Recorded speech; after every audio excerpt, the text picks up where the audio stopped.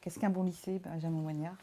Alors d'abord, juste avant de répondre à votre question, je voulais quand même saluer l'ensemble de la salle, m'excuser platement de ne pas être parmi vous de manière physique aujourd'hui. J'aurais vraiment beaucoup aimé, mais j'ai des contraintes au regard de mes fonctions qui m'empêchent d'être parmi vous. Mais voilà, l'intention y était. Merci de me donner l'opportunité de pouvoir malgré tout être présent par le biais de ces vidéos et puis aux réalisateurs, réalisatrices qui permettent que ça se fasse.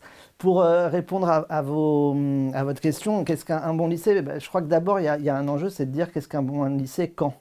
Parce que l'école, elle n'a pas toujours eu le même rôle social, la même fonction sociale. Et que pour répondre à cette question, il faut peut-être dézoomer un peu sur cet aspect-là de qu'est-ce qui fait aussi, qu'est-ce qui fonde une bonne école, et puis par effet de rebond, un bon lycée. Je crois qu'il y a quand même un marqueur qui est tout à fait essentiel, c'est la question de la mise en place du collège unique, la massification scolaire, la démocratisation scolaire, les années 70. Là, on peut se dire, oui, les années 70, c'était il y a longtemps, maintenant c'est plus trop l'actualité. Alors d'un point de vue historique, non, parce que d'un point de vue historique, on est tout à fait dans l'actualité, c'est très neuf. On est sur les premières générations d'élèves, d'enseignants, de personnel qui vivaient la question de la démocratisation scolaire. Donc ça, c'est quand même quelque chose qu'il faut toujours avoir en tête parce que ça nous semble tellement ordinaire que les élèves aient accès au second degré et que ce soit une politique partagée au niveau européen ou sur les pays comparables à la France, qu'on ne pense plus trop que c'est tout récent tout ça, du point de vue historique. Alors je dis ça parce que dire qu'est-ce qu'un bon lycée, par exemple, au début du XXe siècle, c'était un lycée qui accueillait moins de 5% des élèves, qui était surtout orienté sur les élèves issus des classes les plus privilégiées et qui avait un enjeu de socialisation de ces élites-là et pas du tout une autre ambition que celle-là. Donc ces enjeux de massification, de démocratisation scolaire, ils vont complètement reconfigurer la manière avec laquelle l'école va être envisagée dans ses fonctions sociales. Moi, mon grand-père, le fait qu'il ait réussi ou pas à l'école, ça ne changeait pas grand-chose parce que son insertion sociale, professionnelle, elle ne dépendait pas de son diplôme, puisque dans sa génération, il n'y avait pas trop d'enjeux sur le diplôme, puisque c'était une exception. Donc ça veut dire que la composition, l'organisation de la société, elle se faisait avec l'école pour quelques-uns, mais sans l'école pour beaucoup, beaucoup d'autres, et pour ainsi dire, pour quasiment tout le monde, puisque c'était 90-95% de la population, selon comment on compte, selon les périodes et les époques. Bon, on a une rupture à partir des années 50, une accélération avec les années 70, et puis le lycée, la massification, ce qu'on appelle la seconde explosion scolaire, milieu des années 80, 83, 85. On va se dire, bon, ce qu'on a fait sur le collège unique, c'est quand même pas mal, c'est-à-dire que les élèves accèdent au collège, mais il faut pouvoir le poursuivre sur le lycée. Et donc, on va voir apparaître la filiérisation des lycées. Donc, l'idéologie n'est pas tout à fait la même que celle du collège. Le collège unique, pas de filière, tout le monde arrive dans le collège de la même manière. Le lycée, nuance, on va filiériser, ce qui va d'ailleurs abonder des débats récurrents qu'on a encore aujourd'hui très très largement sur est-ce que le bac vaut encore quelque chose, puisque maintenant il y a des filières, donc avec toutes ces filières, est-ce que finalement ça vaut encore quelque chose? Bon, l'enjeu quand même de tout ça, c'était de dire l'école, elle change de rôle, parce qu'elle devient un outil absolument central dans la manière avec laquelle on va organiser les positions sociales au niveau des démocraties, et en particulier de la France, qui a un attachement très singulier à l'école. Alors, dans vos établissements, et je pense que dans les personnes qui participent à cette journée, il y a cet attachement-là à l'école, au mythe de l'école républicaine, à cet enjeu de structuration de la nation par l'école. Si je reprends un peu les termes de Chapouli, il a un titre dans son dernier ouvrage qui est un peu un recueil de tous ses travaux, cet historien de l'éducation, sociologue de l'éducation, philosophe de l'éducation, tout ce qu'on veut de l'éducation. Lisez Chapouli, il faut lire Chapouli. Il a ce titre dans son dernier ouvrage qui est « L'école d'État conquiert la France ». Et en fait, c'est exactement ça, l'histoire de notre pays, c'est, à la différence d'autres pays où l'école a un aspect très fonctionnel, en France, on a utilisé l'école pour fonder la nation. Et donc l'école, elle a une proportion assez incroyable, qu'il n'y a pas forcément partout ailleurs. Et chez nous, elle est, elle mobilise du coup des passions. C'est Dubay qui parle des passions françaises, la passion française pour l'école. Et elle a ce statut un petit peu singulier, un petit peu particulier. Donc on est dans un pays qui a structuré la nation sur la base de l'école et puis qui a voulu la structurer sur la base de cette idée que l'école devenait l'outil à partir duquel on justifiait d'avoir telle ou telle position sociale. Cette passion de l'égalité républicaine, c'est l'école qui nous permet d'essayer de la travailler. Parce que ça veut dire très concrètement que si je suis né fils d'ouvrier, grâce à l'école, je peux éventuellement occuper des positions sociales qui seront autres. Là où il y a 50 ans, ça ne se posait pas. Je suis fils d'ouvrier, je serai ouvrier. Je suis fille de couturière, je serai couturière. Je suis, etc. Bon. Donc le projet quand même, et je vais répondre à votre question, hein, mais le projet quand même qui est derrière cette transformation de l'école, c'est cet enjeu-là démocratique de dire on ne peut plus occuper de position sociale seulement en fonction de sa naissance. On doit pouvoir trouver un autre moyen de légitimer les positions sociales. Et ce moyen, privilégié en France, c'est l'école. Alors ça veut dire concrètement qu'à partir de là, l'école, elle a toujours eu des marqueurs sur des enjeux évidemment d'apprentissage, des enjeux de construction de la citoyenneté, y compris avec la massification, la démocratisation, ça va énormément se développer, des enjeux de socialisation. Et puis François Dubet a une formule sur un 4e point qui est très parlante, il me semble. François Dubet dit l'école, elle sert à tout ça, elle sert effectivement à apprendre. Alors, souvent, quand on demande, je l'aurais fait si j'avais été dans la salle, je vous aurais dit alors, quoi ça sert l'école? Bon, je ne suis pas dans la salle, donc je ne peux pas le faire, mais je l'aurais fait. Ça sert à apprendre, ça sert à socialiser, ça sert à apprendre la citoyenneté aussi.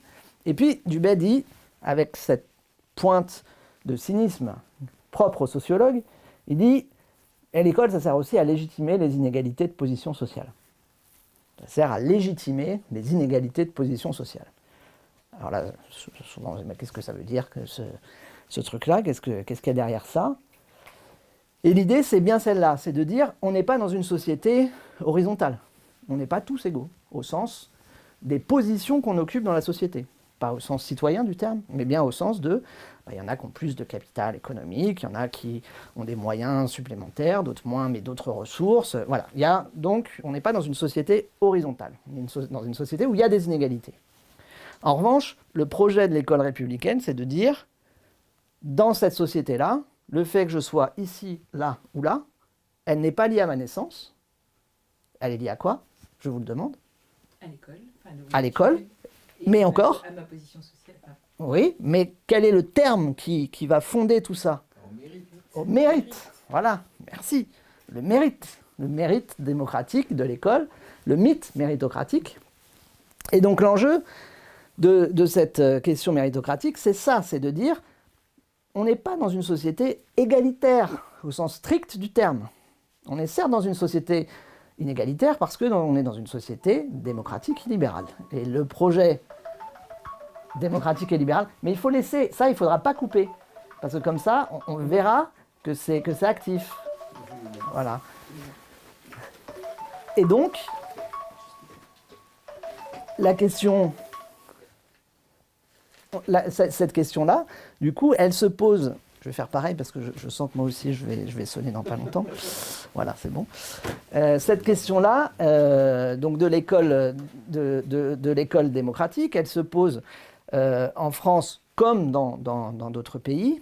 Elle fonde ce projet-là de dire ma position sociale va dépendre du coup de mon mérite et pas juste de ma naissance.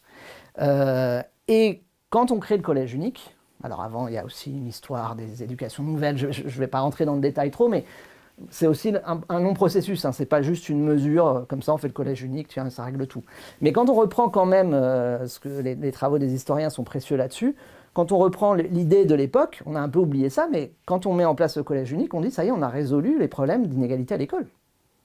L'idée, c'est quand même de dire, donc, bon lycée, mauvais lycée, tout ça... On a résolu le problème des inégalités parce qu'on fait une école où tout le monde y a accès, donc ça va marcher. Et puis, manque de bol, ça ne marche pas. Ça ne marche pas comme on veut, en particulier parce qu'on se rend compte que les élèves de milieux populaires qui ont accès à cette école, ils ne réussissent pas. Il y en a quelques-uns qui réussissent, ces fameuses exceptions, mais globalement, ils ne réussissent pas. Donc l'idée qu'il suffit de les mettre tous ensemble et de donner accès, ce mythe-là, de l'accès, montre que c'est pas C'est pas satisfaisant. Bon, pour autant, ça ne veut pas dire que ça ne change pas. C'est-à-dire qu'en 50 ans, on a une augmentation très très nette du nombre d'enfants de milieux populaires qui vont accéder au second degré, mais ensuite aux études universitaires. Une augmentation, contrairement au discours parfois redondant, du niveau global de formation de la population, puisque je rappelle qu'il y a 50 ans, c'était moins de 5% qui accédaient au second degré. Ce n'est pas tout à fait un détail quand même en termes d'éducation et de formation. Mais en revanche, même si on a une augmentation très forte, même si du coup il y a une reconfiguration aussi, on a un peu oublié, mais les années 70-80, on construit des lycées partout, on construit des collèges partout. C'est une dynamique très forte, le volume d'enseignants explose, le volume de personnel explose. On a 12 500 établissements aujourd'hui en France dans le second degré, on était à moins de 1000 il y a 50 ans. Donc c'est des échelles qu'on a un peu oubliées, mais la dynamique est extrêmement forte. Et donc, on a cet accès-là, mais problème, les inégalités persistent. Si je prends les chiffres de 2022, aujourd'hui, si je suis fils de cadre, j'ai 6 fois plus de chances d'avoir accès à un bac général que si je suis fils d'ouvrier. Et pour les filles, c'est un petit peu moins, mais c'est très marqué aussi. Donc, les inégalités persistent. On a une amélioration globale de l'accès au second degré, aux études universitaires, et une massification qui participe de formes de démocratisation, mais on ne peut pas dire, aujourd'hui, il n'y a plus d'inégalité à l'école. Mais, dans le propos qui nous intéresse aujourd'hui, je ne vais pas faire un topo sur les inégalités, simplement situer le fait que, en revanche, ce qui a radicalement changé, c'est la fonction sociale de l'école, parce que cette école, elle pèse sur les destins individuels, comme elle n'a jamais pesé dans l'histoire, sur les 50 dernières années. Auparavant, l'école était réservée, je le redis, à quelques-uns, très primarisée, peu de second degré, un second degré très ségrégatif entre les petites écoles et les grandes écoles, tout un autre système. Là, l'école devient indispensable pour promouvoir la mobilité sociale, même si ça ne marche pas comme on voudrait que ça marche, théoriquement ou philosophiquement, comme on le veut. Donc, ce que ça veut dire aussi très concrètement, ça veut dire que la manière avec laquelle on va poser la question de ce qu'est un bon ou un mauvais lycée va être très marquée par ce changement des fonctions sociales de l'école. Je le redis, il y a 50 ans, je pouvais dire un bon lycée, c'est un lycée qui forme correctement les élèves qu'il a chez lui. Je pourrais dire la même chose aujourd'hui. Mais si je dis ça, ça veut dire que je ne me préoccupe pas des questions d'inégalité. Ça veut dire que je ne me préoccupe pas des questions de modalités à partir desquelles les élèves vivent l'expérience scolaire. Ça veut dire, etc., etc. Donc, on a aujourd'hui une configuration qui pose à l'école une obligation au regard des fonctions sociales qui sont les siennes, qui pèse sur les personnels de l'école, qui considèrent qu'on leur en demande beaucoup, et de fait, on leur en demande beaucoup, qui parfois perdent de vue le fait que ce sont, et en particulier pour les enseignants, j'y reviendrai tout à l'heure, des personnels à qui on demande beaucoup, mais qui sont aussi dans une institution qui est, quoi qu'on en dise, très puissante en France, très structurante d'un point de vue social, quand on va à l'étranger, quand on parle du modèle éducatif français, on a toujours cet effet-là d'une puissance qui est liée à la fois à l'histoire, qui est liée aussi à la structure du fait d'une centralisation qui donne une unité et un volume à nul autre pareil. Il ne faut pas oublier par exemple que l'éducation nationale, c'est la première RH d'Europe. Vous n'avez pas d'entreprise, vous n'avez pas d'institution qui a autant de personnel, autant de bâtiments, autant d'élèves bénéficiaires, entre grands guillemets, que cette institution-là. Donc on est dans un contexte très singulier qui fait que un bon lycée aujourd'hui, il doit permettre de faire qu'il honore ces 4 marqueurs que j'évoquais tout à l'heure. Il doit faire qu'on apprend correctement. Et c'est ça d'abord, un lycée. On apprend, du point de vue des scolarités, des curriculums, on apprend. Il y a des enjeux de socialisation. On apprend à vivre avec les autres. Et un bon lycée, c'est un lycée dans lequel on sait apprendre à vivre avec les autres et pas les uns contre les autres. Un bon lycée, c'est aussi un lycée dans lequel il y a une promotion de la citoyenneté qui permet de développer l'esprit critique, qui permet d'affronter les débats, les points de vue différents, qui permet de comprendre ce que les valeurs de la République signifient et la manière avec laquelle des jeunes de 15, 16, 17 ans en phase de construction peuvent les appréhender pour les comprendre. Comment est-ce qu'on travaille ce processus-là? Ça ne se décrète pas, ça se travaille avec des adolescents et des lycéens, et il faut impérativement le travailler. Et un devoir de lutte contre les inégalités, autrement dit de promotion du mérite, qui fasse qu'effectivement, des élèves qui sont issus de milieux plutôt défavorisés aient des conditions satisfaisantes pour pouvoir travailler, apprendre et bénéficier de ce que l'école leur apportera au regard de l'importance de cette institution. Donc, c'est certainement un peu théorique, mais malgré tout, ça repositionne l'école comme un enjeu dans une circulation un peu plus large de qu'est-ce que c'est l'école aujourd'hui dans la société française. Et je pense que c'est quand même un enjeu qui est important parce qu'il donne du sens à l'action des personnels et des élèves. L'école, ce n'est pas juste un truc pour faire bien et occuper. Les enseignants sont tellement pris dans des injonctions ou des mécanismes relativement écrasants, on pourra y revenir aussi, que parfois cette question-là de finalement qu'est-ce qu'il y a derrière ces enjeux-là de l'école peuvent être un peu, sinon oubliés, je ne crois pas qu'ils soient oubliés, mais en tout cas secondarisés au regard de l'urgence qui caractérise parfois le fonctionnement de certains établissements. Donc je pense que, y compris le signe d'un établissement qui correspondrait à cette qualité-là d'un bon établissement, et un établissement où parfois on a le temps de se poser pour se poser ces questions-là de sens. Alors, donc là, vous avez beaucoup parlé des enseignants, donc comme des acteurs. Donc en fait, ils sont acteurs de cette école. Vous avez parlé au niveau des ressources humaines. Quelle est leur marge de manœuvre et leur autonomie en fait pour atteindre, d'être un bon lycée? Quelle est aujourd'hui, et encore on va peut-être revenir sur aujourd'hui, peut-être avec une évolution dans le temps, mais aujourd'hui leur marge de manœuvre? Alors je pense qu'ils ont une marge de manœuvre forte. Et alors, je regrette de ne pas être là d'autant plus, parce que si j'avais été là, je l'aurais dit avec provocation en disant « et la marge est large », parce que les enseignants, c'est une catégorie de personnel qui veut vraiment progresser sur comment est-ce qu'on s'approprie ces questions-là. Pourquoi je le dis de manière peut-être un peu provocatrice?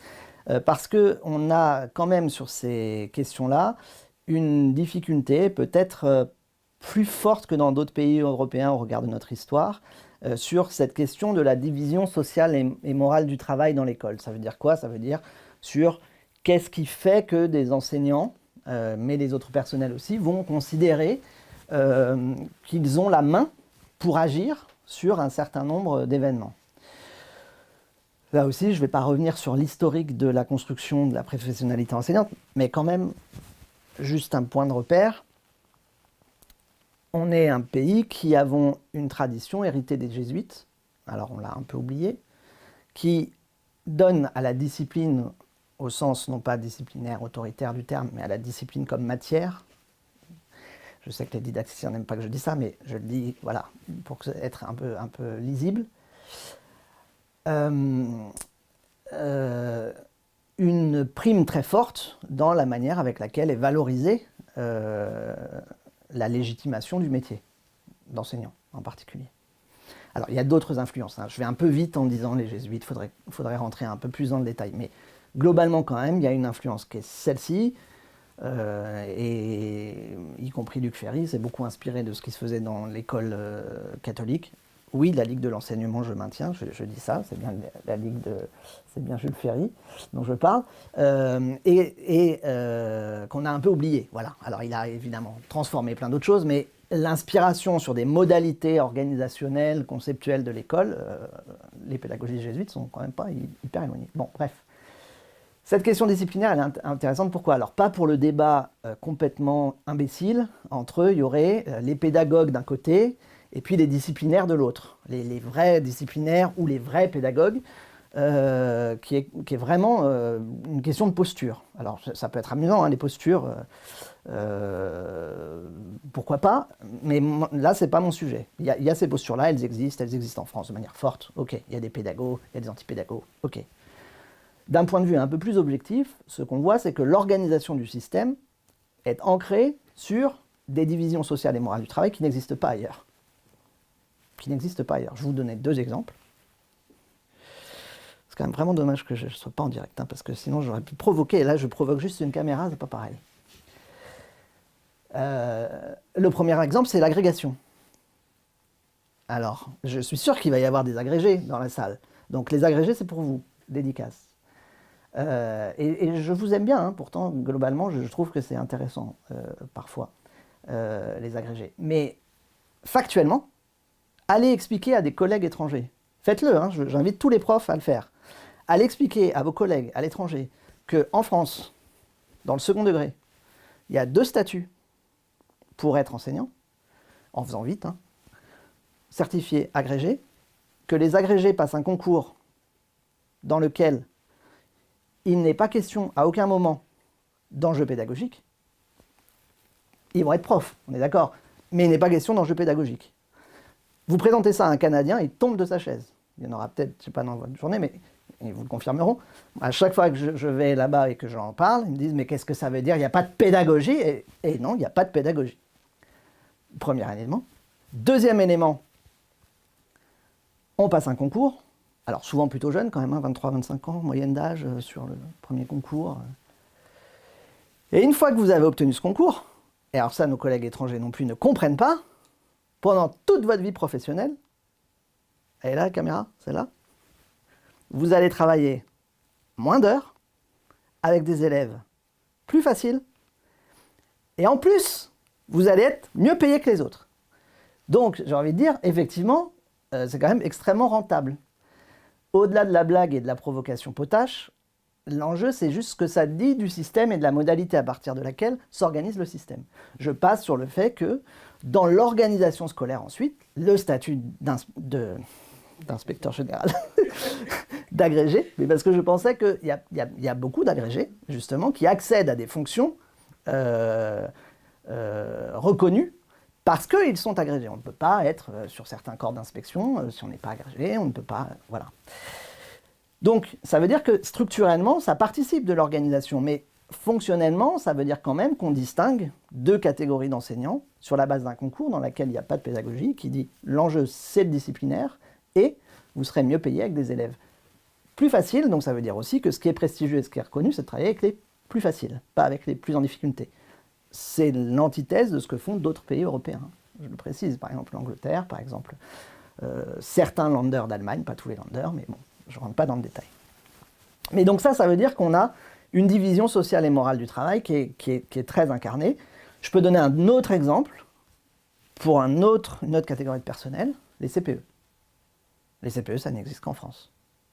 Alors vous avez des déclinaisons, d'éducateurs, médiateurs, un petit peu à droite à gauche, mais structurés comme en France, nationalement, avec un concours, avec tout ce qu'on a, ça n'existe pas ailleurs. Et n'oublions pas que les CPE, c'est la suite des anciens inspecteurs généraux. Ah, putain, ça fait 2 fois. Pas, bon, ça tu le coupes, hein. Surveillants généraux. Quoique le lapsus c'est intéressant. Surveillants généraux, non, laisse-le en fait. Surveillants généraux qui, au moment de la massification, on dit ils vont avoir une dimension éducative plus forte, mais c'est quand même le prolongement de ces missions-là, avec une rupture par contre épistémologique très forte, parce que l'enjeu éducatif va s'affirmer de manière très forte. Mais le contre-effet de ça, c'est que ça veut dire qu'on a des spécialistes de l'éducation, et que les enseignants, eux, sont cantonnés au prestige de la discipline. Et l'organisation leur donne raison. C'est-à-dire que la structure de l'organisation du système éducatif français, quand on le compare à d'autres systèmes européens, rend compte de ces différences-là. Donc ça veut dire que un des enjeux, et je n'ai pas perdu votre question, sur comment est-ce que les enseignants ont une marge ou pas pour travailler à ce qu'est un bon lycée, et donc à développer apprentissage, socialisation, citoyenneté et promotion de la lutte contre les inégalités, ils en ont, mais elle est trop souvent très embarquée seulement sur la première dimension, c'est-à-dire sur la dimension d'apprentissage. Or, tout à l'heure, j'ai bien dit, un lycée, c'est d'abord fait pour apprendre. Et je suis très clair là-dessus. S'il y a un enjeu de lutte contre les inégalités, alors on doit se battre pour qu'on apprenne le mieux possible, le plus loin possible, y compris au regard de ce qu'apprennent des élèves dans d'autres milieux, parce que, de fait, l'école est un outil de mobilité sociale. Même s'il n'est pas parfait. En tout cas, on n'en a pas trouvé d'autres qui soient plus efficaces pour l'instant. Et ça ne doit pas être le seul, ça, c'est un autre sujet. Mais en tout cas, on a un sujet là-dessus. Et les enseignants sont trop cantonnés sur le premier aspect, qui est celui des apprentissages. Il est central, qu'on m'entende bien. Je ne dis pas, les apprentissages, pas. On est très bon sur les aspects internationaux, parce qu'on se tape souvent dessus, mais il faut quand même qu'on ait ça à l'esprit. Il est tout à fait reconnu, la formation didactique, curriculaire, disciplinaire de nos enseignants est très bonne globalement. On a vraiment là-dessus un vrai savoir-faire. Par contre, sur les autres dimensions de socialisation, de citoyenneté, et cet enjeu des inégalités, alors on est plus en difficulté.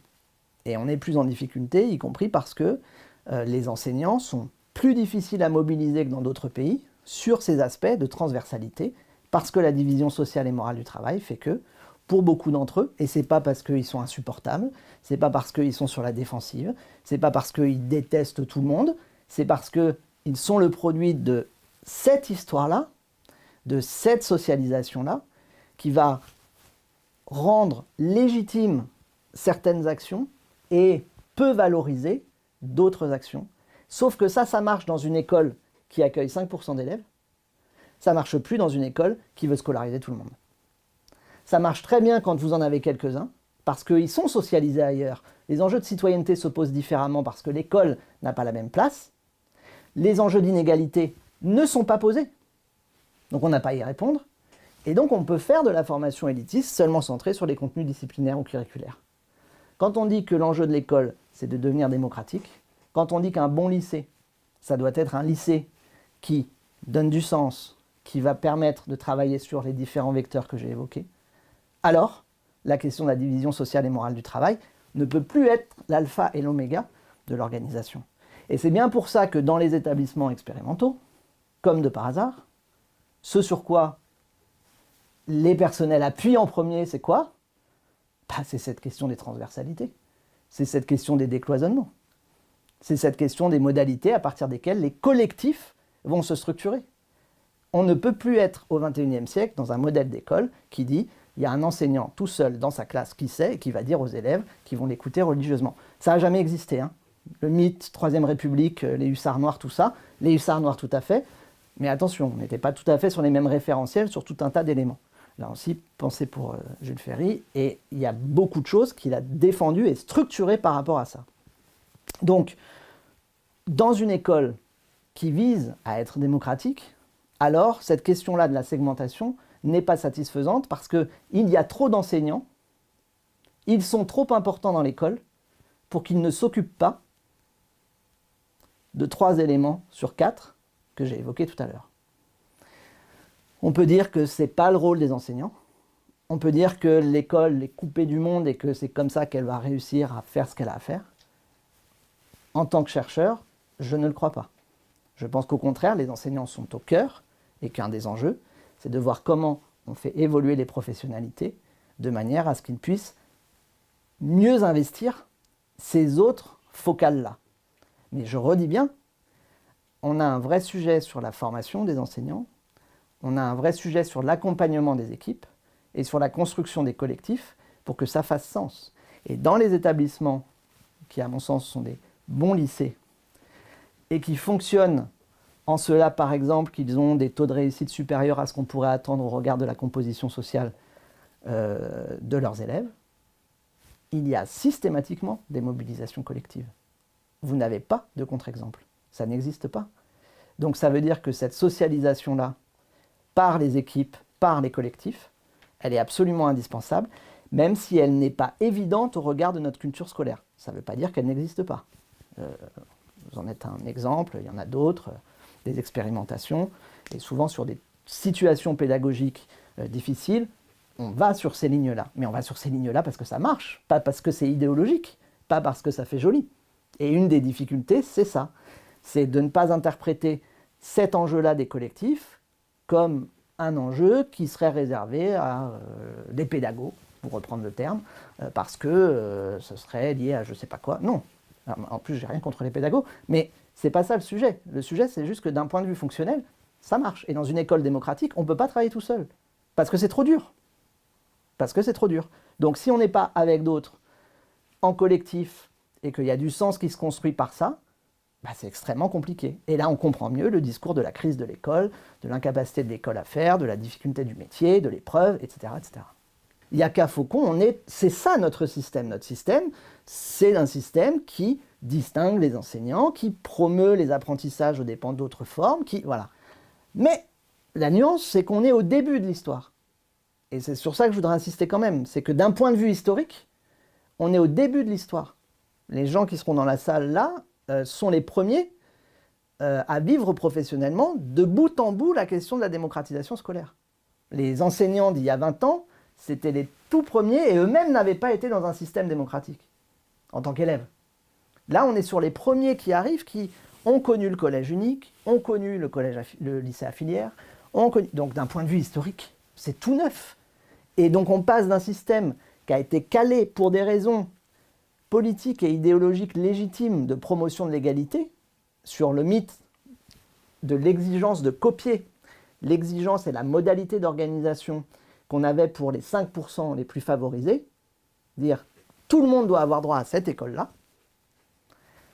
à une école qui s'est transformée parce que les élèves se sont transformés et parce que l'école, dans son statut social, a considérablement évolué, et ce qui rend du coup impératif des formes d'action au long cours et des leviers différents. Donc oui, il y a la formation, elle est importante.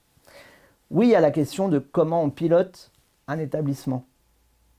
Et la question du management dans une équipe avec des profs qui partent du principe que de toute manière, le chef, il est pénible.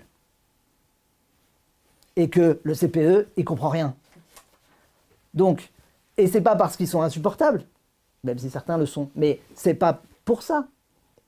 C'est parce que effectivement la structure est faite de telle manière que on s'organise comme ça. Donc comment on avance là-dessus? On avance sur les expérimentations, et ça moi j'y crois beaucoup. On ne change pas l'école comme ça d'un coup de baguette magique, mais c'est bien par les petits pas et par les à côté qu'il y a des stratégies à avoir de transformation, et on voit des stratégies de transformation sur des recrutements parfois dérogatoires, sur des modalités d'accompagnement innovantes et qu'on va redupliquer à l'échelle d'une académie pour tous. Voilà, ça vient de cette marge-là. Et donc ça, c'est quelque chose qui est très, très, très structurant. Et je crois ensuite qu'il y a quelque chose qui est très, très important, c'est de sortir aussi de la culpabilisation d'un tel ou d'un tel. Ce serait la faute des enseignants, ce serait la faute des CPE, ce serait la faute des chefs d'établissement, ce serait la faute d'un tel et un tel, parce que l'école n'irait pas bien. Alors quand même, il faut rappeler qu'à l'école, les élèves vont très bien. Dans leur immense majorité, depuis plus de 20 ans qu'on fait des enquêtes de climat scolaire, on montre qu'il y a une stabilité sur la manière avec laquelle les élèves vivent l'école. Les lycéens, encore plus que les autres. Mais c'est 90% à 95% d'élèves qui se disent « ça va à l'école, ça va même très bien ». Alors ça masque et ça n'empêche pas qu'il en reste une partie qui peuvent vivre des choses extrêmement compliquées à l'école. Je pense au cas de harcèlement.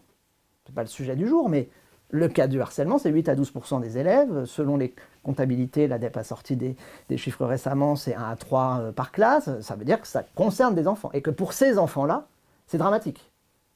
Mais en revanche, on ne peut pas dire l'école, ça ne va pas. C'est pas vrai.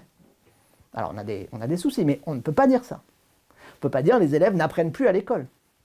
D'un point de vue historique, si je compare, alors 2024 à 2000 à 80 et à 1950, je ne suis pas sûr que ce soit à la faveur de 1950, ni de 80 sur un certain nombre de thématiques.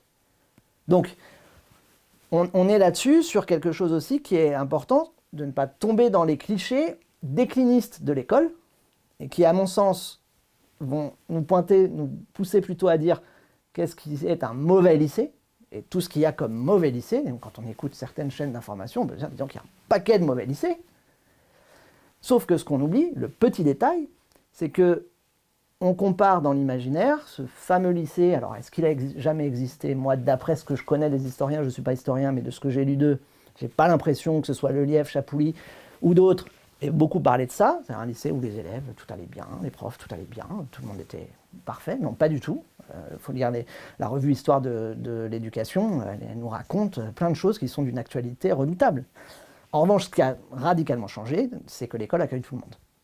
Et que donc à partir du moment où elle accueille tout le monde, elle a de l'hétérogénéité, elle a un rapport à la norme qui est différent, elle impose des normes parce que l'école est une institution normative qui vont faire qu'il y a des frottements, des tensions, des frictions, mais parce que c'est un projet démocratique. Et c'est le prix du projet démocratique.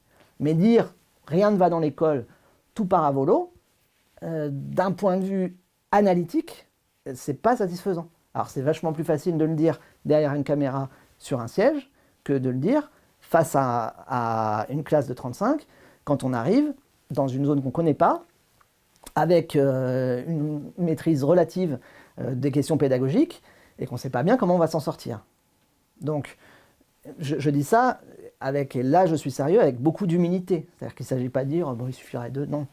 C'est-à-dire que cette difficulté-là, on la comprend et elle est parfaitement légitime. C'est une épreuve. J'ai plusieurs fois, je crois, utilisé le terme d'épreuve. C'est une épreuve. L'enseignement est une épreuve. La grande question, c'est à quoi ça sert l'école et donc le métier, et comment je peux faire pour ne pas être trop seul dans tout ça. Et ça, c'est une question sacrément importante pour l'enjeu démocratique qui nous intéresse. Et pour le collectif. Et pour le collectif, et au final, la réussite des élèves. Hop, je vais retrouver la troisième question. C'était sur les personnels. Je n'ai pas noté la question. Là, je suis prise sur ce que vous dites. C'était sur les personnels, donc c'était sur... là, on a vu tout à l'heure la capacité d'agir, et vous vouliez finir sur les sur les personnels, là, ça fait un peu le lien avec ce sur quoi je termine. C'est-à-dire que on voit bien que sur cet enjeu d'un bon lycée, il y a une question à un moment qui se pose sur les collectifs. Bon, alors on pourrait dire il suffit de faire des collectifs. Non, ça ne se décrète pas, les équipes, ça ne s'invente pas. Les inimités, les proximités, ça se discute. Et on a quand même cette difficulté que ça ne fait pas partie de notre culture.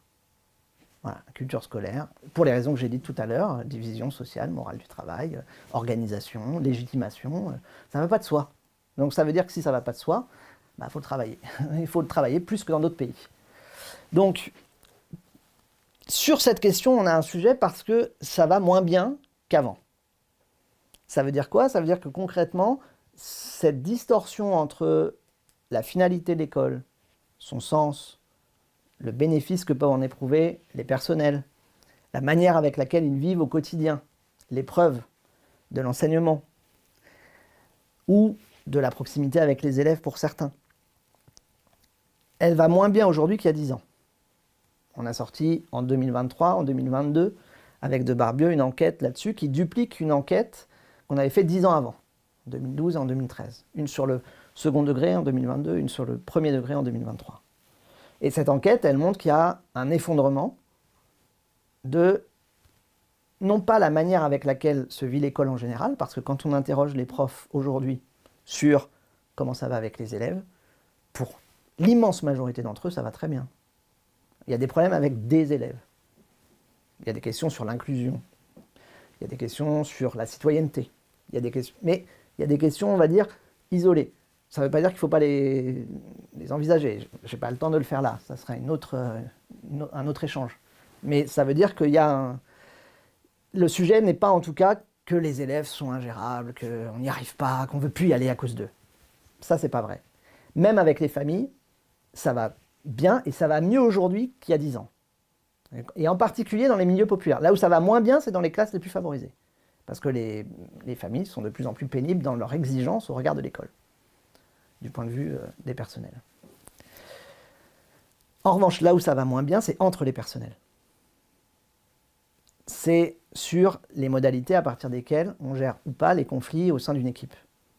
C'est sur la relation à la hiérarchie, qu'elle soit interne et encore plus externe. Il y a une défiance aujourd'hui très forte du personnel enseignant à l'égard de la hiérarchie hors établissement. C'est 84% des enseignants qui considèrent qu'ils ne sont pas respectés par la hiérarchie hors établissement. Ça bondit de presque 30 points. C'est énorme. Quand on dit c'est un effondrement, c'est que les modalités, c'est du 20-30 points de différence. Ce n'est pas une tendance, 2 plus 2 plus 4. C'est vraiment extrêmement fort. Ça veut dire qu'on est dans un moment où il y a une crispation très forte sur le sentiment aussi de ne pas être soutenu par l'institution. Le sentiment peut-être que cette institution qui est tellement grande, je l'ai dit tout à l'heure en introduction, tellement large, tellement puissante par ailleurs, elle n'arrive pas à protéger l'enseignant dans sa classe, parfois très seul. Et ça, c'est une vraie question parce que, évidemment, il n'y a pas de réponse simple. Et il y a un enjeu, par contre, très fort de la part de l'institution, mais aussi à l'échelle des établissements, de voir comment on répond à cette défiance-là. Et comment est-ce qu'on arrive à composer avec cette défiance-là. Alors, je n'ai pas le temps non plus d'aller trop loin là-dessus, mais ce n'est pas propre à l'école. Si je regarde ce qui se passe dans l'hôpital, dans la police, si je regarde ce qui se passe dans d'autres champs régaliens, on voit qu'il y a un sentiment de délaissement. Ce que Dubay, encore lui, décidément, je le cite beaucoup là, appelle les passions tristes. Ce moment où on veut faire, mais on n'y arrive plus, quoi. On n'a plus le jus, on n'a plus le truc, quoi. Qui est relativement partagé. Ça, c'est un enjeu, je pense, très très important pour les équipes. Ce n'est pas un enjeu que pour les chefs.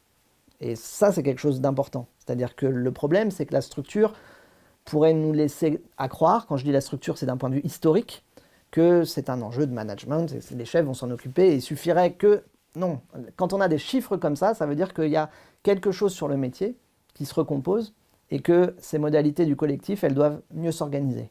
Très concrètement, on sait que ça marche plutôt pas mal dans les REP+, où il y a des temps de coordination, à la condition que les temps de coordination et de concertation ne soient pas réservés à faire des emplois du temps, mais à travailler la pédagogie, à travailler le fait qu'on ne soit pas d'accord. Moi, je ne suis pas d'accord sur la sanction que tu veux donner à tel élève. Je trouve que ça n'a pas de sens.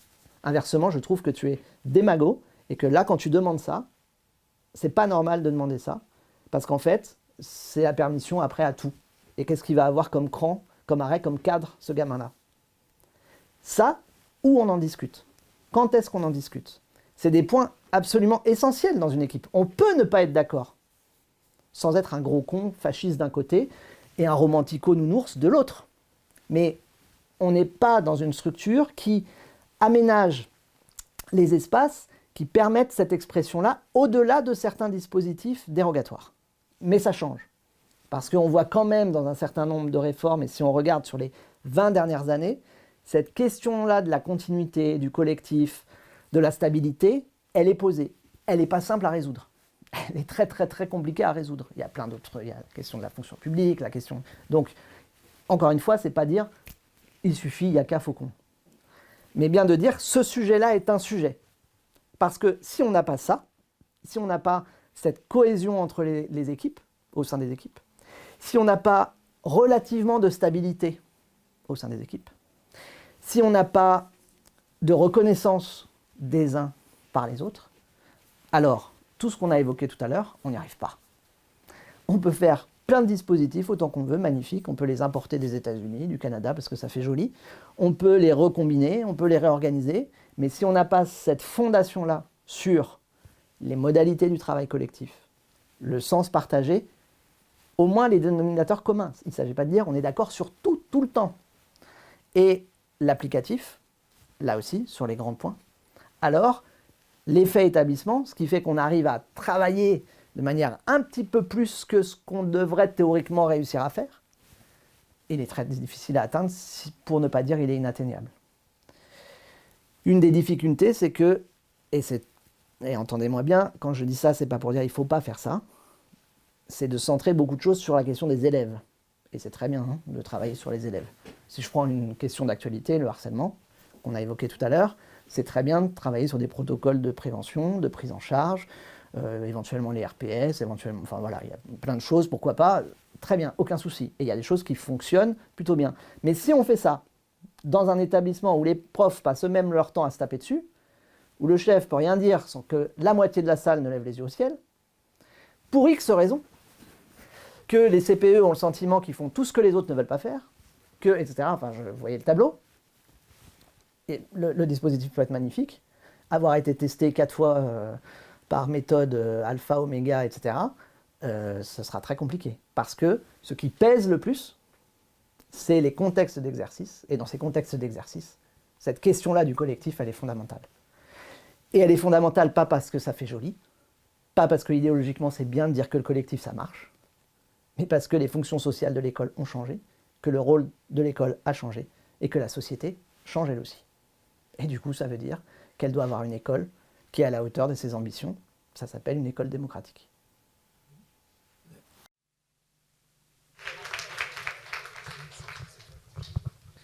Voilà, donc je ne me permettrai pas de prendre la suite de Benjamin. C'était juste pour animer s'il y avait des questions, des remarques.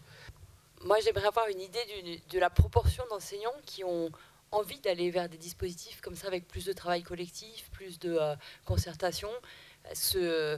Quand ça marche, c'est super, et je pense que tout le monde est... l'exemple ici est vraiment très inspirant. Mais est-ce que, voilà, moi j'ai toujours cette question de savoir est-ce que c'est un exemple qu'on peut généraliser ou pas. Et donc, une clé, je crois que c'est vraiment cette question du travail concerté.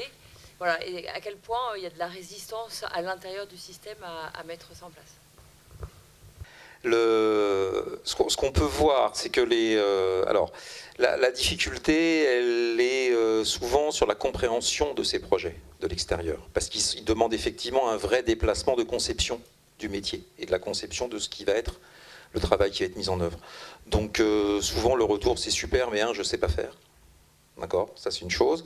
Et deux, qu'est-ce que ça implique comme compétence pour le faire? Et donc, qu'est-ce que je serais capable de le faire? Voilà, donc est-ce que les occasions existent vraiment?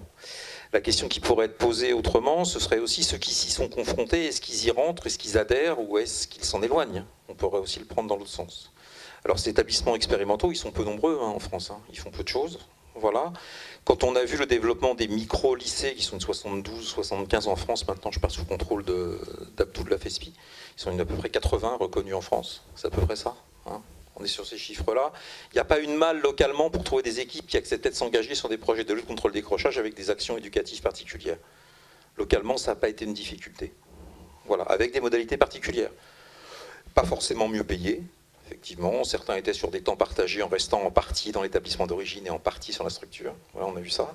Mais je ne peux pas vous... Donc vous voyez, on est sur de l'expérientiel. Là, il n'y a pas eu de sondage. Est-ce que vous seriez prêt à vous engager sur un projet expérimental? Je n'ai pas d'éléments par rapport à ça. Compter. Maintenant, on peut considérer effectivement ce qu'on disait tout à l'heure, que les occasions font aussi des larrons. C'est ce que je disais tout à l'heure dans l'atelier. C'est-à-dire que quand la proposition existe, ça aide aussi des gens à rentrer dedans. Aïcha? Oui, juste sur des retours d'expérience, en fait, je pense que d'abord, il y a aussi l'expérience des REP+, qui n'est pas à négliger. En tous les cas, je l'avais vu au moment de la réforme du collège, qui a tant fait parler de la précédente, je précise. Donc, sur la question, effectivement, de la concertation, et j'avais vu qu'à l'échelle du district, là, cette fois-ci, puisqu'on a accueilli toutes les formations in situ, moi, je voyais bien la différence entre les REP+, et les autres, en fait. Parce qu'effectivement, on voyait déjà que, ce dont parlait Benjamin Moignard, on a déjà mis sur la table les questions du quotidien sur l'évaluation, la gestion des comportements dysfonctionnels en classe, que sais-je encore. Et on voit bien qu'effectivement, il y a un capital d'expérience, en fait, des équipes. Même si on n'appelle pas ça expérimentation, en fait. Par ailleurs, alors bon, là, moi, je suis dans un établissement lambda, donc nous avons expérimenté l'heure bleue, donc c'est-à-dire qu'en fait, en dehors de la méridienne, on avait rajouté une heure pour permettre aux équipes de se rencontrer ou pour rencontrer nous-mêmes les équipes, ou en tous les cas, pour permettre toutes les latitudes possibles et inimaginables. Mais ça demande du temps. D'abord, c'est vu comme un empêcheur de tourner en rond parce qu'on peut estimer, par exemple, que cette heure, elle est enviable parce qu'elle me permet d'améliorer mon emploi du temps, de finir une heure avant. Donc, il faut lutter contre... Mais ça, c'est un travail du quotidien. Lutter contre... contre les habitudes, et ça permet, en tous les cas, déjà, au moins, de débattre et d'échanger. Et c'est important d'avoir des lieux, en tous les cas, où on échange et on débat, surtout quand on a une très grosse structure, en fait, où les gens ne se connaissent même pas. Vous parlez de... Vous dites, allez voir votre collègue, finalement, vous le connaissez, mais l'enseignant, lui, ne connaît pas son collègue, en fait. Donc c'est vrai qu'il y a une question, déjà, de proximité, en fait, de temps. Il faut des temps et des espaces aussi de proximité, je crois.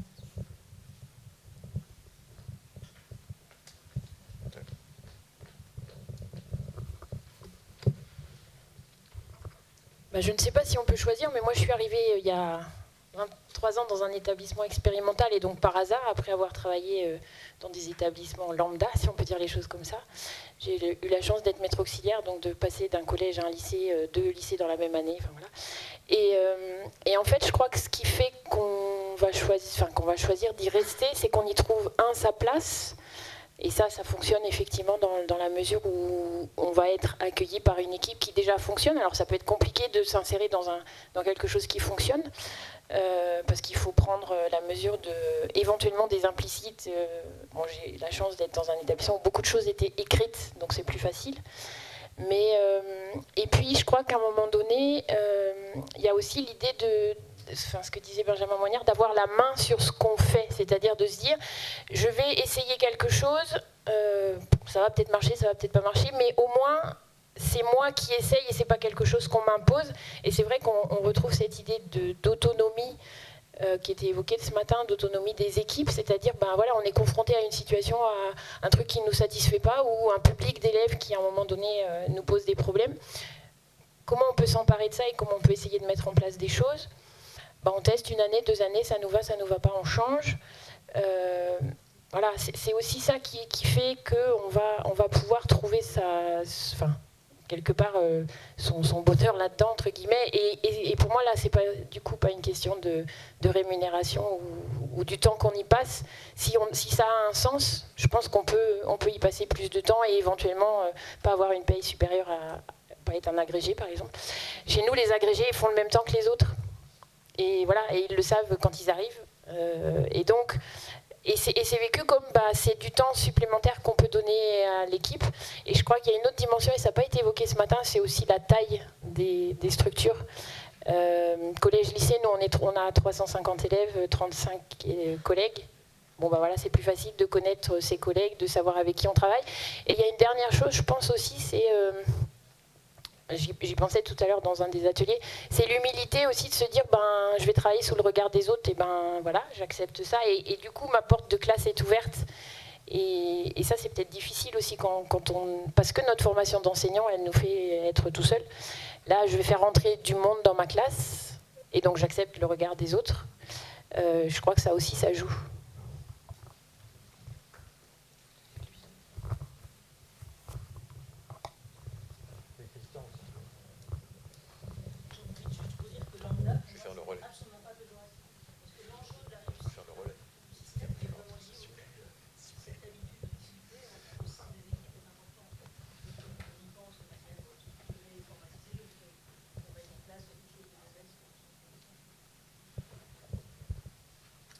Oui, juste pour compléter ce que Philippe disait concernant les structures de retour à l'école, il y en avait 95 identifiées au moment de mon départ en retraite, il y a 2 mois. Il y en a 125 d'attendus à la rentrée prochaine avec les 30 nouvelles Marseillaises. Mais voilà, au-delà de ça, je pense que le nombre n'est pas non plus... permet aussi de reprendre l'analyse que tu faisais. S'il y a des difficultés à recruter les équipes aujourd'hui, pour les structures de retour à l'école. D'abord, on a un certain nombre de structures de retour à l'école pour lesquelles les équipes sont bien constituées, mais incomplètes, et pour lesquelles les collègues qu'on trouve pour les compléter sont des collègues qui sont sur des postures qui sont insatisfaisantes, tant pour eux parfois que pour l'équipe. Donc non, on n'arrive pas à les constituer de façon complète dans beaucoup d'endroits. Et puis, il y a au moins 4 académies au moment où je suis parti, pour lesquelles il y avait des projets, pour lesquels il y avait un engagement de financement et une décision rectorale, et pour lesquels le projet ne pouvait pas démarrer parce qu'on n'arrive pas à constituer une équipe. Donc ça, c'est quand même... bon. Alors, par contre, l'élément, c'est très variable d'un territoire à l'autre. Par contre, pour le coup, il y a des territoires dans lesquels c'est très difficile de constituer des équipes. Et sur la question de la stabilité, par contre, des équipes, ça, c'est quand même... Alors, on va travailler là-dessus un petit peu. Elles sont très stables, les équipes des structures de retour à l'école, sauf parfois quand elles se vident pour se remplir dans les situations qui sont le plus souvent des situations conflictuelles. Voilà, simplement pour compléter.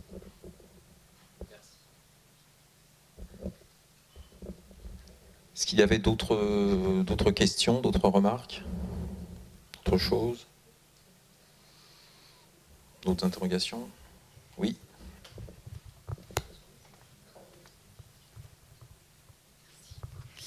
Moi, ce que je trouve le plus intéressant dans ce que dit Benjamin Moignard, c'est le fait de dire que le travail en équipe, n'est pas un confort ou un luxe ou une toquade, mais la condition, c'est même plus que ce qui favorise, c'est la condition à ce qu'on puisse aller vers les items les plus importants en termes de démocratisation scolaire. Après, donc c'est vraiment quand même important, et je pense que si les gens ne vont pas plus vers ces constructions collectives et vers ces établissements où on fonctionne comme ça, c'est parce qu'ils ne savent pas ça. Ils croient que c'est un délire soit idéologique, soit les pédagogues. Enfin voilà, je trouve que ça c'est trop méconnu, et c'est aussi aux chercheurs de le diffuser.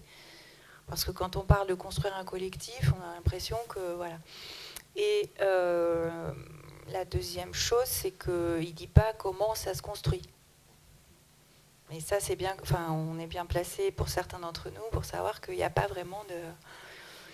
Enfin, il y a des cultures, il y a des expériences, mais il y a aussi de grandes souffrances dans ces constructions de collectifs. Donc, voilà, cette condition est-elle systématiquement remplie ? Non, on le sait, c'est ce qu'il dit d'ailleurs, mais comment on fait, quoi ? Et tu peux répondre, Philippe, s'il te plaît ? Ah, comment on fait ? Globalement, comment on fait ? C'est ça, globalement, comment on fait ? Ce qu'on sait par rapport à ça et d'expérience, c'est que un projet initial cohérent ne suffit pas. C'est-à-dire qu'il ne suffit pas d'avoir un accord sur un projet initial avec toutes les cohérences pédagogiques, voire idéologiques qu'il y a dessus, suffit à faire une équipe. Voilà. Les équipes ne se constituent pas, c'est les équipes qui ne s'instituent pas autour du projet aussi simplement que ça. D'accord ? Donc, ça veut dire qu'il va y avoir effectivement des variables extérieures. C'est-à-dire quelles sont les modalités de gestion, quelles sont les formes de légitimité de chacun qui sont reconnues dans ces moments-là, quelles sont les modalités de prise de parole. On pourrait prendre des exemples. Enfin, le clé, si je ne m'abuse, c'est des organisations démocratiques extrêmement précises, extrêmement rigoureuses. C'est pas péjoratif de ma part du tout. D'autres, ce sont des logiques beaucoup plus souples. Comment elles vont se construire et comment elles vont durer ? Je ne connais pas non plus d'équipe qui n'ait pas traversé des crises.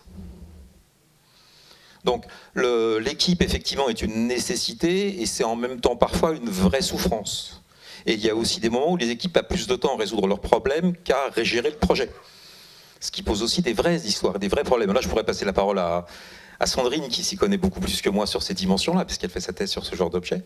D'ailleurs, je lui passe la parole, comme ça, ce sera bon.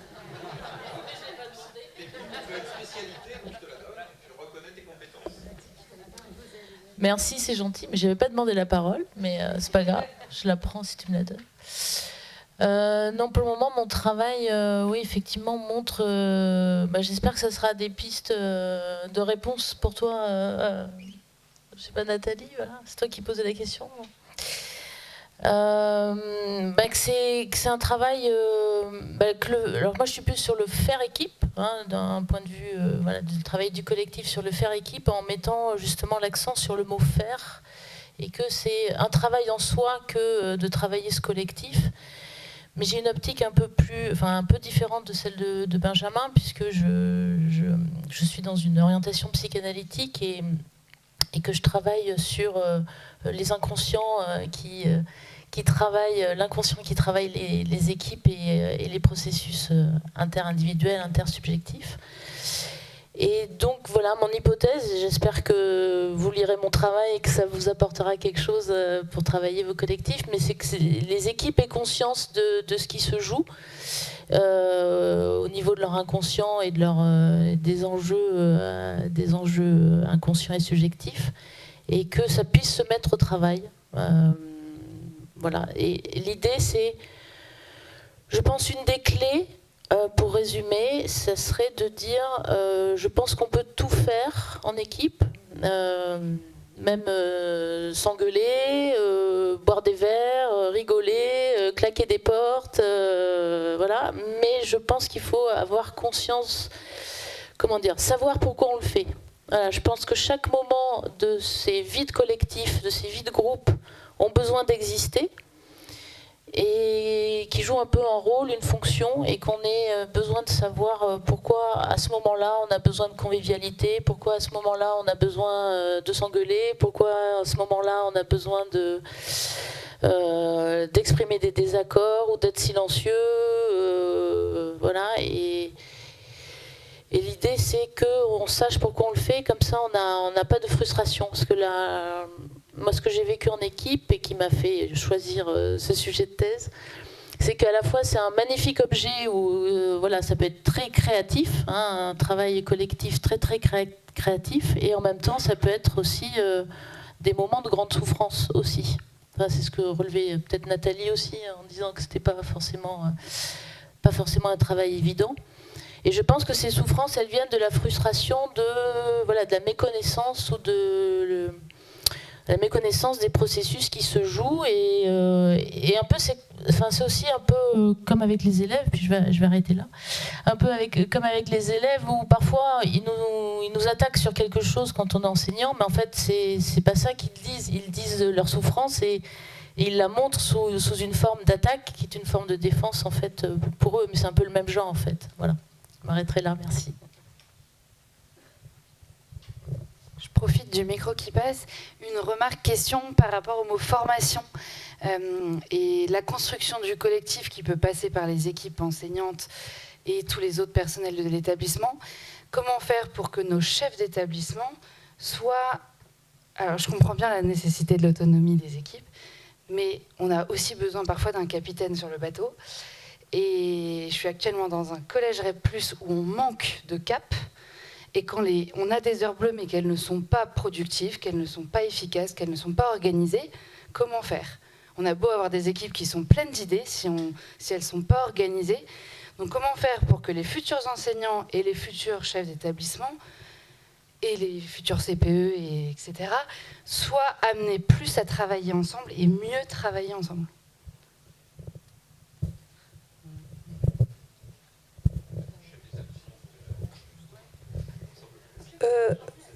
Non, mais je vais répondre quand même sur cette question avec ma casquette de chef d'établissement engagé avec la CARDI, puisque nous avons effectivement depuis 2 ans monté un projet. En fait, on a monté en fait un groupe de travail et de réflexion autour de ce qui est accompagné, de ce qui est effectivement piloter les projets. Et on a produit, vous pouvez aller les voir sur le site de la CARDI, pas mal d'outils maintenant et réflexifs. Et aussi on propose des animations. Donc cette année on en a proposé une par département et l'année prochaine on espère continuer pour permettre aux chefs d'établissement de pouvoir justement eux-mêmes se mettre en réflexion sur ce qui est accompagné, ce qui est avancé, etc. Donc oui, c'est un vrai sujet. Et on essaie bien sûr d'avancer là-dessus, parce qu'on est comme vous, on n'est pas forcément armé et prêt à faire face à la conflictualité. Et justement, par rapport à la conflictualité et au projet d'équipe, je rebondis sur la question salariale, parce qu'effectivement, la motivation, c'est important, mais quand on n'est pas obligé de faire équipe, par exemple à Germaine-Tillon, la concertation elle est obligatoire. Donc on va être obligé de se confronter les uns aux autres, parce qu'on devra être là. Dans mon établissement, j'ai une heure bleue, effectivement, elle n'est pas obligatoire, parce qu'elle n'est pas rémunérée. Donc ceux qui n'ont pas envie d'être en conflictualité, qui n'ont pas envie de se confronter aux autres, ils vont éviter effectivement tous ces temps de concertation. Et c'est dommage, parce qu'on échappe à la construction du collectif, du coup. Il y a des collectifs qui se construisent, mais pas un collectif. Mais je ne dis pas que c'est la panacée, mais je dis que voilà, ça m'invite à réfléchir à ça. Il y a une hypothèse qui peut effectivement fonctionner. Enfin, il y a des gens dans la salle qui l'ont vécu avec moi, c'est les logiques d'accompagnement. C'est-à-dire une personne, un tiers bienveillant, un ami critique qui se met à disposition du projet sans avoir une finalité arrêtée, si ce n'est la mise en place du projet par l'équipe. Et donc, oui, la CARDI fait ça, oui, non, bien sûr, la CARDI fait ça comme ressource, absolument. Et donc, son expertise n'est pas dans une connaissance des solutions à apporter, mais dans la capacité à aider une équipe à accoucher. Donc, en fait, quelqu'un qui n'est pas un guérisseur, mais qui est un accoucheur. Voilà. Et ça, effectivement, c'est des choses qui peuvent fonctionner. Ça demande du temps long. C'est-à-dire que c'est quelqu'un qui va revenir régulièrement sur des temps longs, où chaque séance se finit pour savoir si on veut se revoir la fois d'après. Voilà. Et donc, il y a cette logique de mise à disposition de l'équipe, d'un regard extérieur et d'une haine extérieure, où va être définie au sein du groupe les modalités aussi d'accompagnement. Vous voyez ce que je veux dire? Donc, c'est vraiment une mise à disposition de l'équipe, de ce noyau d'équipe, avec effectivement des garanties données par le chef d'établissement sur le fait que, qu'il sortira de l'équipe, tant qu'on est dans un cadre raisonnable, pourra être effectivement appliqué impliqués avec des moyens possibles pour le faire. C'est effectivement ce que fait Acardi, voilà. Mais cette dimension accompagnement local de l'équipe avec quelqu'un d'extérieur qui, dans un cadre d'équipe quelque part en crise, enfin, ou qui est en difficulté, je pense que c'est quelque chose de très très important et qui est une posture qui n'est pas forcément encore complètement développée, qui est promue par l'Acardi absolument, voilà, mais qui n'est pas encore développée et qui est une vraie nécessité, je pense, dans notre système. Il n'y a pas beaucoup d'équipes qui peuvent fonctionner sans avoir ces moments-là d'extériorité et ces moments longs d'accompagnement. Et ça, je pense que le temps, il y a quelque chose d'important, mais on a toujours cette diachronie ou cette asynchronie entre les urgences du moment et la nécessité de construire sur du temps long. Se mettre d'accord sur une politique d'évaluation, se mettre d'accord sur une politique de sanction, ça dépasse le cas de ce qui s'est passé mardi soir dans une classe. Voilà. Et c'est des choses qui sont longues et qui demandent des allers, des retours, des hésitations et pour avancer. Et je pense que la solution, effectivement, dans la mise à disposition d'un accompagnateur à temps long. Et c'est des choses qui peuvent exister institutionnellement, même si ce n'est pas si simple non plus. Voilà.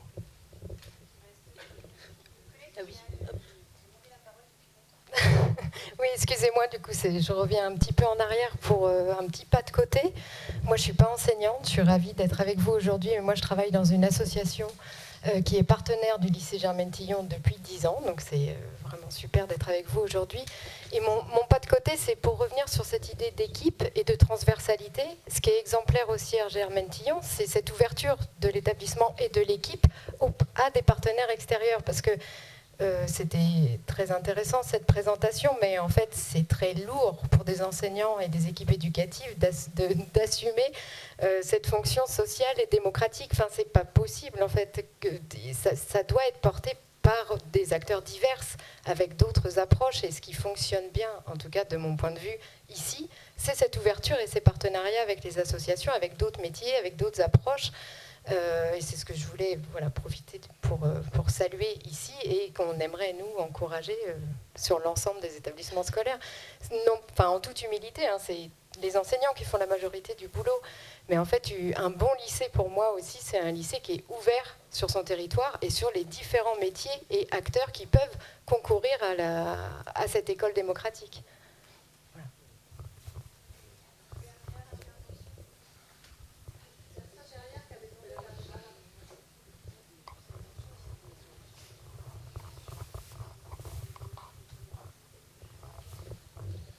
Juste, le temps que le micro circule, c'était juste pour dire que le partenariat à l'ouverture, c'est un des piliers de l'amélioration du climat scolaire également. C'est-à-dire que c'est quelque chose qui est efficace en termes d'amélioration du climat scolaire, ne pas être dans une logique de forteresse. L'école n'est plus un sanctuaire, qu'elle ne soit pas une forteresse, et donc qu'elle ait cette logique d'ouverture sur le territoire et sur les communautés qu'il y a autour. Voilà. Moi, je vais mettre un peu les pieds dans le plat aussi. Est-ce que quand les chercheurs parlent qu'il faut donner plus de responsabilités aux profs, plus diverses, est-ce que les politiques n'entendent pas que c'est l'occasion de dépenser moins pour l'école et que tout le monde va travailler, faire plus de choses? Et donc du coup, ce changement de paradigme de l'enseignement français, est-ce qu'il ne s'accompagne pas aussi d'une réforme au niveau du financement pour non pas peut-être avoir plus de salaire, ce qui serait toujours intéressant, mais on reste dans l'individuel, alors que si on fait une réforme collective, on a besoin de plus de moyens humains aussi. Donc est-ce que c'est juste une réforme des mentalités, ou alors est-ce que pour changer les mentalités, il ne faudrait pas aussi investir au niveau des moyens, quoi? Est-ce que la recherche a cherché là-dessus? La recherche, c'est comme les jeunes ce matin, c'est très très large. Les chercheurs, les jeunes, les profs, c'est des catégories très très larges quand même pour des choses extrêmement diverses. Ce serait bien si on avait aussi autant de poids sur la réalité des politiques. Je pense que c'est un des soucis qui est posé. Et ça répond en partie à Nathalie, c'est que on peut voir qu'une grande partie des décisions ne repose pas sur la recherche. En tout cas, c'est une vision fermée de certains types de recherche, d'accord, par rapport à ça. C'est-à-dire qu'on n'est pas sur une objectivité qui ferait que la recherche démontre et les politiques appliquent. On n'est pas là-dessus. Les politiques ont leur temporalité, ont leurs objectifs, la recherche a les siens, et il n'y a pas forcément une liaison directe entre les deux. Tu vois ce que je veux dire par rapport à ça. C'est difficile de voir une forme de rationalité d'utilisation de la recherche. À un moment donné, il peut y avoir des champs scientifiques qui sont utilisés directement. On voit par exemple les sciences cognitives qui sont utilisées en tant que telles, par exemple en ce moment très clairement. Voilà, il y a des champs. Mais c'est pas c'est pas une scientificité qui fait une décision politique en tant que telle, si ce n'est quand il est porté par un choix lui-même idéologique ou sur d'autres rationalités derrière. Tu vois, voilà, c'est difficile de le lire comme ça. Voilà. Une petite intervention aussi dans un peu la ligne de ce que tu viens de dire, Benjamin, mais Moi, ce qui m'a manqué dans l'exposé de Benjamin Moignard, c'était l'idée que finalement, justement, cette énorme casse de l'école éducation nationale qui est en train de se faire là sous nos yeux, d'année en année, il en a très peu parlé. Et moi, ça me manque qu'on n'ait pas enfin, on en a conscience bien évidemment, mais que je trouve ça joli finalement qu'on soit là aujourd'hui tous ensemble ici, groupe de résistants à ce qu'on est en train de vivre. C'est-à-dire qu'en fait, comme tu disais, les moyens, ils sont absolument pas mis à penser ce que nous, on est en train de chercher, comment travailler en équipe, comment se réunir une fois par semaine, comment débattre, comment ouvrir tous les dossiers qu'on a à ouvrir, comment réfléchir ensemble. Ça se fait quand on tombe sur des résistantes, des combattantes, des guerriers, des gens qui ont envie que l'école soit ce qu'ils ont en tête. Mais en fait, il n'y a absolument aucune... C'est tout l'inverse, quoi. Enfin, on l'a très vite balayé, mais ce matin, pareil, au débat, on a fait un petit peu mention de l'uniforme, on n'a même pas dit le mot SNU. Enfin, toute l'école d'aujourd'hui, on a parlé une fois du groupe de niveau.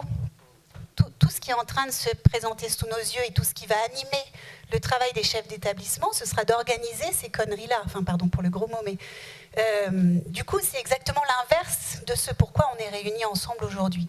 Donc, en fait, je me dis, finalement, ce groupe pas si petit de résistants, il ouvre un peu la voie à cette réflexion-là qu'on espère de plus en plus collective. Mais l'ambition d'être ici ensemble, c'est de se dire, bah, finalement, on se réunit, on est déjà plusieurs à faire plein de choses dans nos coins, et on se donne envie de continuer de résister, quoi.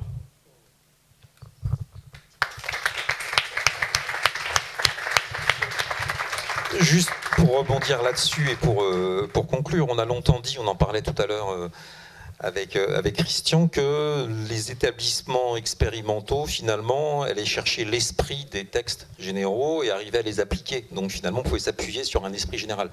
Je ne suis pas sûr que ce soit encore le cas ou que ce soit encore le cas pendant très longtemps. Voilà, tout simplement. Voilà. Eh ben, merci.